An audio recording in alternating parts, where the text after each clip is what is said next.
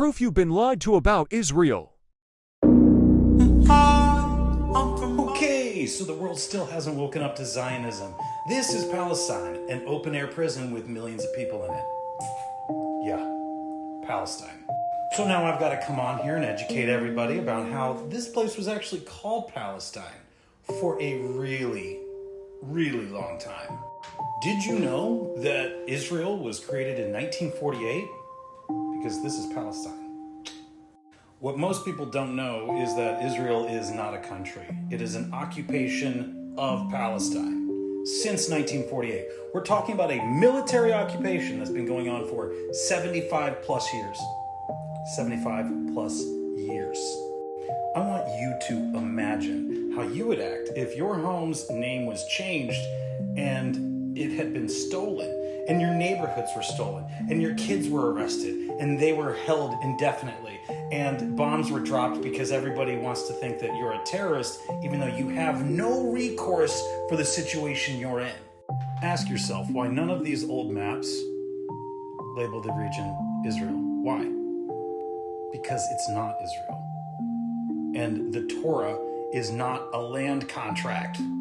I bet you didn't know that Palestine was gifted to the Zionists in 1917 by Lord Balfour, called the Balfour Declaration.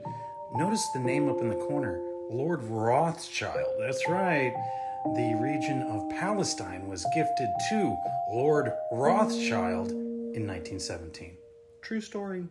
If you think these people are terrorists that deserve this, you are sadly mistaken. These people live like this. This isn't just recently. They stay like this because Israel is always on the offensive. Then there's this POS, Benjamin Netanyahu, aka Bibi. Yeah, this guy's a complete warmonger, a remnant of the George Bush era of ultra right-wing fascism. That's right.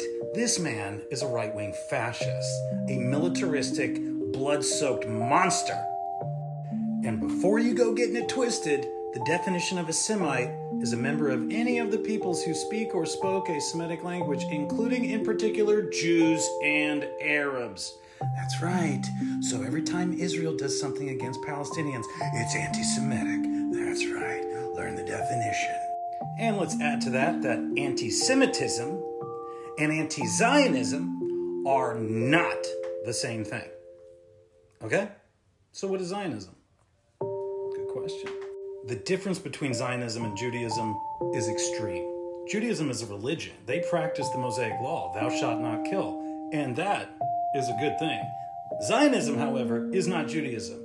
It is a movement for the reestablishment and the development and protection of a Jewish nation that is now Israel. See the difference? Judaism is not Zionism. Anti-Zionism is not anti-Semitism. Plain and simple. They're not going to show these images on the news. Oh no, because the mainstream media is controlled by Zionism. So you're not going to see Palestinians carrying their children around on the nighttime news. You're just going to hear how Israel needed to do this in self-defense. Yeah. I am so burnt out on their nonsense. This is clearly Palestine. This is 1750. Where's the Israel?